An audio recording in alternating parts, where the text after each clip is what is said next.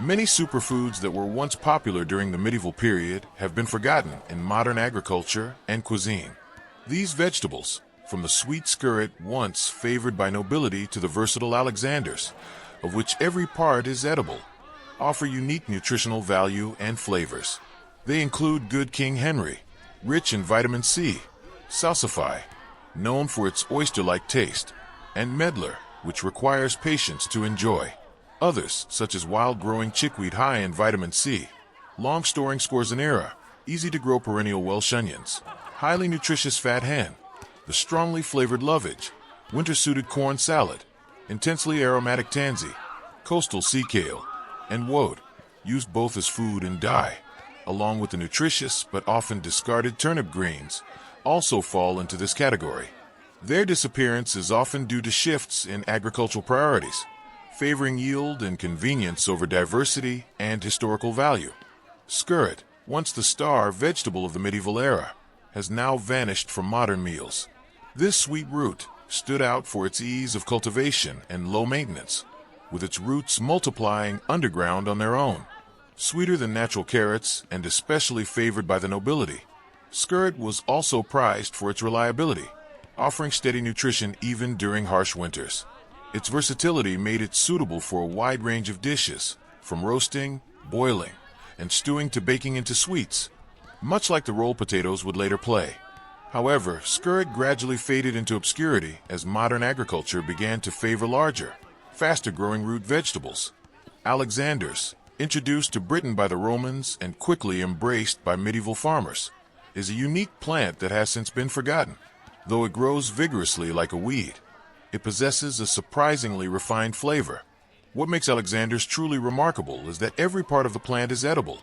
Young shoots can be used like celery, flowers added to salads, seeds ground as a pepper substitute, and leaves cooked in soups and stews. This plant can grow up to 1.8 meters tall, with bright yellow flowers that attract beneficial insects. It thrives naturally along coastlines, cliffs, and roadsides without any need for care. However, by the 1700s, Alexanders gradually disappeared from our meals as celery rose in popularity, replacing it both in gardens and in kitchens. Good King Henry, a plant with a royal name but mysterious origins, was once an essential part of medieval life.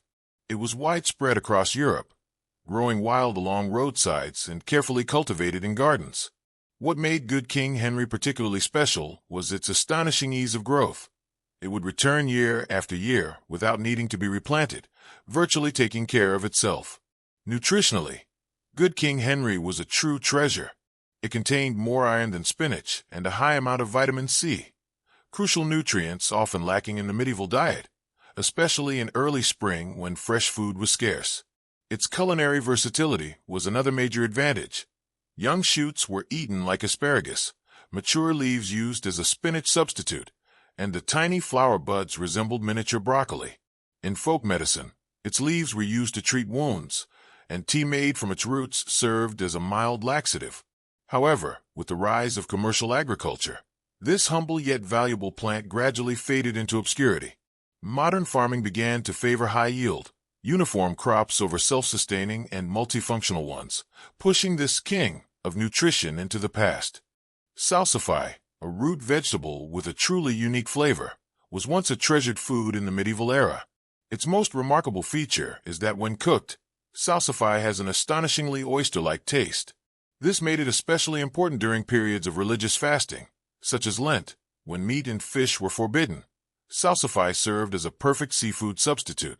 Records from 15th-century monasteries show that salsify was specifically cultivated for this purpose. There are two main types, white salsify and black salsify, both with long, slender roots covered in dark skins that must be peeled before cooking. Salsify truly came into its own during the winter months. It was one of the few fresh vegetables available in the coldest season, and medieval people could simply dig it up as needed. Once harvested, it could be stored for months without spoiling, a priceless trait in a world without refrigeration. However, salsify gradually disappeared from modern diets. Its slow growth and unusual appearance didn't align with the demands of modern agriculture and markets, which favor fast-growing, easily transported, and visually appealing vegetables. Medlar, the forgotten sweet fruit that demands patience. While today we tend to avoid fruits with imperfect appearances, in the medieval era, a wrinkled, mushy-looking fruit was considered a true delicacy, well worth the wait. That fruit was the medlar, a small brown fruit with an open bottom revealing 5 seeds, hiding a unique secret of consumption that modern times have largely forgotten. Fresh from the tree, the medlar is rock-hard and unbearably bitter, completely inedible. However, medieval gardeners knew a special trick to transform it, a process called bledding. This is essentially a controlled form of rotting, in which the fruit is left to sit for several weeks until it softens and turns deep brown. Though it may sound unappetizing, this process unlocks the medlar's hidden flavor. One could imagine that medieval dessert menus were curated by people with extremely low standards, yet remarkable patience. Once properly bled, medlar flesh turns into a soft, spiced applesauce-like texture, with a sweet flavor and subtle cinnamon notes that medieval people adored. Its popularity is clearly reflected in cookbooks from as early as the 1200s, which include dozens of recipes for medlar tarts, jellies, and wines. It wasn't just a fruit. It was a symbol of patience and culinary craftsmanship unique to its time. The medlar's value also lay in its harvest timing. It ripened in late autumn, making it one of the last fresh fruits available before the harsh winter. Once bled, the fruit could be stored for several more weeks, offering rare sweetness during the darkest, most food-scarce time of the year. In a world without refrigeration or year-round access to fresh produce, medlar's ability to store well and deliver late-season nutrition was invaluable. Yet medlar has gradually disappeared from modern agriculture. Today's farming trends prioritize faster-yielding crops with longer shelf lives, and most of all, fruits that look perfect and are ready to eat immediately. Modern consumers expect instant gratification, not a fruit that takes weeks of patience to become delicious. This shift in priorities has pushed the medlar, along with its stories and unique flavor, into obscurity, a poignant reminder of what we've traded away in the name of convenience. Scorzonera, from viper slayer to forgotten root vegetable. Scorzonera, a medieval root vegetable, carries a rather ominous name, derived from the Italian word scorzone, meaning viper or poisonous snake. In fact, people once believed that this root could cure snake bites. While that medical claim doesn't hold up today, medieval communities discovered something even more valuable. Scorzonera wasn't just edible, it was delicious and highly nutritious. Often confused with its close cousin, black salsify, Scorzonera is distinguished by its long, straight black-skinned root with creamy white flesh inside. Its flavor is milder and sweeter than salsify, with subtle hints of asparagus and hazelnut, offering a uniquely refined culinary experience. What truly set Scorzonera apart was its remarkable ability to store well. Harvested in the fall, the roots could be buried in sand in a cold cellar and remain fresh and edible until the following summer. In an age without refrigeration or modern preservation techniques, this made Scorzonera a vital source of fresh produce during the long, barren months, a level of food security few other vegetables could match. Cultivation records from the 1500s show that Scorzonera was especially popular in monastic gardens. Monks prized it not only for its flavor, particularly useful during fasting periods, but also for its medicinal properties. Medieval healers often prescribed Scorzonera tea to purify the blood and soothe stomach ailments, highlighting the plant's dual role in both cuisine and traditional medicine. However, with the rise of supermarkets and home refrigeration, Scorzonera gradually lost its unique standing. As fresh vegetables became available year-round, its greatest advantage, exceptional storability, faded into irrelevance. From a once revered snakebite remedy to a neglected root, Scorzonera has quietly disappeared from our modern diets, replaced by more familiar and convenient produce. Scorzonera, from viper slayer to forgotten root vegetable. Scorzonera, a medieval root vegetable, carries a rather ominous name, derived from the Italian word scorzone, meaning viper or poisonous snake. In fact, people once believed that this root could cure snake bites. While that medical claim doesn't hold up today, medieval communities discovered something even more valuable. Scorzonera wasn't just edible, it was delicious and highly nutritious. Often confused with its close cousin, black salsify, scorzonera is distinguished by its long, straight black-skinned root with creamy white flesh inside. Its flavor is milder and sweeter than salsify, with subtle hints of asparagus and hazelnut, offering a uniquely refined culinary experience. What truly set scorzonera apart was its remarkable ability to store well. Harvested in the fall, the roots could be buried in sand at a cold cellar and remain fresh and edible until the following summer. In an age without refrigeration or modern preservation techniques, this made scorzonera a vital source of fresh produce during the long, barren months, a level of food security few other vegetables could match. Cultivation records from the 1500s show that scorzonera was especially popular in monastic gardens. Monks prized it not only for its flavor, particularly useful during fasting periods, but also for its medicinal properties. Medieval healers often prescribed scorzonera tea to purify the blood and soothe stomach ailments, highlighting the plant's dual role in both cuisine and traditional medicine. However, with the rise of supermarkets and home refrigeration, scorzonera gradually lost its unique standing. As fresh vegetables became available year-round, its greatest advantage, exceptional storability, faded into irrelevance. From a once-revered snakebite remedy to a neglected root, scorzonera has quietly disappeared from our modern diets, replaced by more familiar and convenient produce. Welsh onions, the misunderstood friend of the medieval garden. Welsh onions are a perfect example of a forgotten food with a misleading name. Despite what their name suggests, they are neither from Wales nor true onions. In fact, their origins trace back to East Asia, and they likely made their way to Europe via trade routes sometime around the 13th century. What makes Welsh onions remarkable is their perennial nature. Once planted, they regrow year after year without the need for reseeding, gradually multiplying into large clumps that can be divided and shared. One medieval gardening manual even claimed that a single Welsh onion plant could feed a family for 10 years through continuous division, a testament to their incredible fertility and resilience. In the practical world of the Middle Ages, Welsh onions served a crucial role. They provided a steady supply of fresh green onion shoots when other vegetables were scarce.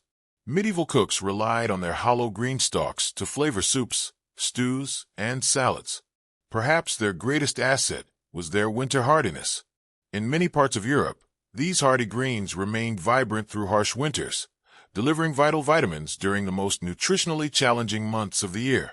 Though deeply valued by medieval farmers for their reliability and ease of cultivation, Welsh onions gradually lost their place in modern agriculture. Today's farming systems favor bulb onions with larger, more marketable yields, pushing this versatile, low-maintenance plant into obscurity. Their disappearance is yet another reminder of how modern agricultural choices have overshadowed nature's more sustainable, time-tested treasures. Fat hen, the forgotten superweed of the medieval table. While many crops demand careful cultivation, fat hen was a natural ally of medieval people, one we've largely cast aside today. This wild green grew freely across fields, gardens, and even abandoned lots throughout Europe. Instead of weeding it out, medieval communities were smart enough to recognize its value and harvest it as a reliable food source. Fat hen was the kind of uninvited guest that brought along such nutritional gifts. No one minded its presence. Modern research has revealed just how astonishingly nutritious this weed truly is. Fat hen contains more protein than cabbage, more iron than spinach, and more calcium than kale. If medieval nutritionists had existed, they would have crowned it a superfood. Its name, fat hen, comes from its effectiveness as animal fodder. Chickens fed fat hen laid more eggs and fattened up quickly. If medieval vegetables had marketing slogans, fat hens might have been, "Good enough for your hens, better for you." Archaeological digs have uncovered countless fat hen seeds in food waste pits, suggesting it was a regular feature in the medieval diet. During times of famine, this wild plant could mean the difference between survival and starvation. Its culinary uses were equally versatile. The leaves were boiled like spinach or tossed into salads, while the seeds were ground into flour during lean times.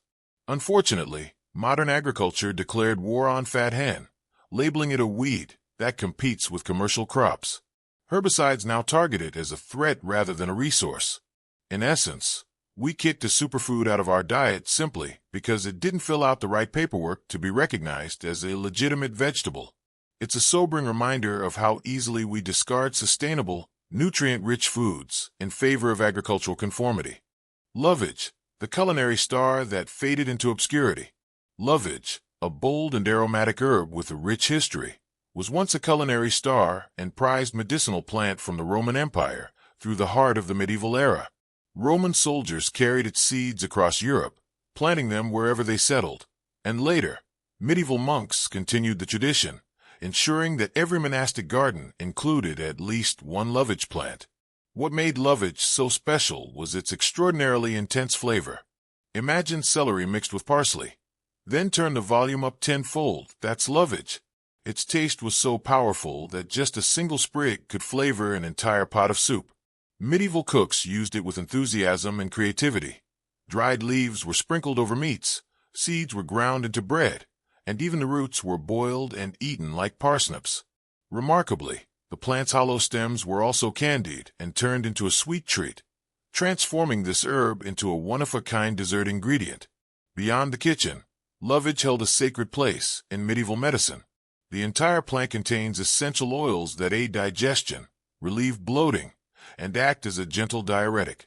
Monastic records from the 13th century describe lovage tea as an effective remedy for stomach issues and kidney ailments, highlighting its dual role in nourishing and healing medieval communities. Botanically, lovage is an impressive plant. It can live up to 20 years, grow taller than 1.8 meters, 6 feet, and deliver an abundance of flavor from a surprisingly small garden space. Its hardiness made it a reliable perennial, surviving harsh winters and returning stronger each spring. One can imagine medieval gardeners being baffled by the fact that modern horticulture has largely abandoned such a versatile, resilient, and beneficial plant. Lovage's decline began with the rise of international trade, which introduced exotic new spices to European kitchens. As global palates expanded and more diverse flavors became available, lovage quietly lost its starring role. Its story serves as a reminder of how convenience and changing tastes can overshadow once revered treasures of local culinary and medicinal heritage. Corn salad, the unfortunate misunderstanding of a forgotten superfood. Corn salad, a small yet remarkably nutritious leafy green, has long struggled with a case of mistaken identity. Contrary to modern assumptions, it has nothing to do with corn maize. The word corn in its name comes from the old European usage of corn to mean cereal grains, fields of wheat, barley, or rye, where this little plant often grew wild after harvest. This tender, soft green was truly a gift from nature. It typically sprouted in the fall after the grain harvest and, most importantly, remained green and vibrant throughout the winter. While most vegetables wilted under the cold, corn salad stood strong, offering a rare and precious source of fresh food during the harshest months. Its mild, slightly nutty flavor, with none of the bitterness found in many other winter greens, made it a favorite even for sensitive palates. Nutritionally, corn salad is a forgotten superfood. It contains 3 times more omega-3 fatty acids than iceberg lettuce, as well as impressive levels of iron and vitamin C. Medieval Europeans recognized its value early on as a vital winter green when few other plants could survive. Despite its strengths, corn salad gradually vanished from modern gardens and markets. Industrial agriculture favored lettuces that could be stored longer and harvested more easily, pushing this winter-hardy treasure into obscurity. Perhaps what corn salad really needs is a medieval-style marketing campaign with a clear message. Contains no corn, just pure, nutritious greens. Tansy, the bold flavor that got rejected. Tansy, a hardy perennial with fern-like leaves and bright, daisy-like yellow flowers, was once a staple of medieval cooking. What made tansy stand out was its intense and complex flavor, a bold blend of bitterness, spiciness, and a hint of sweetness that perfectly suited medieval tastes. Imagine it as a rock band playing so loudly the neighbors call the cops. That's the kind of flavor we're talking about. Medieval cooks embraced tansy in both savory and sweet dishes. One famous recipe was the Easter tansy pudding, where finely chopped tansy leaves were mixed with eggs, cream, breadcrumbs, and sugar, then fried into golden cakes. Tansy-flavored cheeses were popular during spring festivals, and even special brews of beer were infused with tansy for celebratory occasions. Beyond its assertive taste, tansy served a very practical purpose in medieval kitchens. Its potent compounds acted as a natural preservative, extending the shelf life of meats and baked goods, an invaluable trait in a time without refrigeration. Tansy also held an important role in medieval medicine. Tansy tea was used to treat intestinal worms, digestive issues, and fevers. Monastic gardens always included tansy for both culinary and medicinal use, and the plant was often grown near doorways, where its strong scent helped repel flies and other pests. However, as culinary preferences shifted toward milder herbs like parsley, tansy lost its place at the table. Its aggressive flavor eventually proved too intense for modern palates, leading to the decline of a once revered herb. What was once an essential ingredient in the medieval pantry is now a forgotten relic of the past. Sea kale, the forgotten gem of the coastline. Sea kale, a wild coastal vegetable once prized by medieval seaside communities, is one of nature's most overlooked gifts. Thriving in salty, sandy soils where few edible plants dare grow, sea kale was like that reliable friend who always brings food to the gathering, but somehow never gets invited to the cool parties. Medieval people harvested sea kale in two main ways. In early spring, they picked the tender young shoots and blanched them, much like asparagus. Later in the season, once the plant matured, its broad leaves were gathered and cooked like cabbage. Unlike many wild greens, which tend to be bitter, sea kale offered a mild, slightly sweet flavor that was both palatable and appealing. Nutritionally, sea kale was a powerhouse. It contains up to 6 times more vitamin C than lemons by weight, a critical nutrient for coastal communities vulnerable to scurvy, especially during the long, vegetable-scarce winters. Yet despite being easy to find, delicious, and exceptionally nutritious, sea kale faded from common use. Its disappearance from the modern diet is a bit like forgetting how to accept free money. It's still there, growing naturally on beaches, waiting to be appreciated, and yet we pass it by. This is a clear example of how modern agricultural priorities and market forces have led us to overlook the simple, sustainable treasures that once nourished entire communities. Woad, when dyeing overshadowed dining. Woad, a unique plant of the medieval era, is best known for its role as a source of blue dye, a rare and highly prized color before synthetic dyes came into existence. In an age when wearing blue clothing was nearly impossible, woad made it happen. But surprisingly, beyond its fame as a dye plant, woad was also edible. The young leaves, harvested before they developed their dye-producing compounds, were often used by medieval farmers in spring salads and soups. With a mild, slightly peppery taste reminiscent of young mustard greens, woad leaves offered both flavor and freshness after a long winter. However, turning woad into dye was another matter entirely. The extraction process involved fermenting the leaves, a notoriously smelly affair. The stench was so overwhelming that royal edicts were issued banning woad processing near populated areas. It became the kind of food that could clear out a kitchen just by association. Over time, woad faded from both the dining table and the dye vats. Caught between its dual identity as food and fabric colorant, it ultimately lost out to more specialized vegetables and more efficient dyes. What remains is a curious tale of a plant that tried to be both nourishing and fashionable, and ended up mostly forgotten. Tools. Turnip greens, when the tops got left behind. Everyone knows turnips, the humble root vegetable that fed countless medieval peasants. But what most people don't realize is that those same peasants valued the leafy green tops just as much as the root below. It's like buying a smartphone and only using it to check the time, completely missing out on the best features. In fact, the nutritional value of turnip greens far outshines that of the root.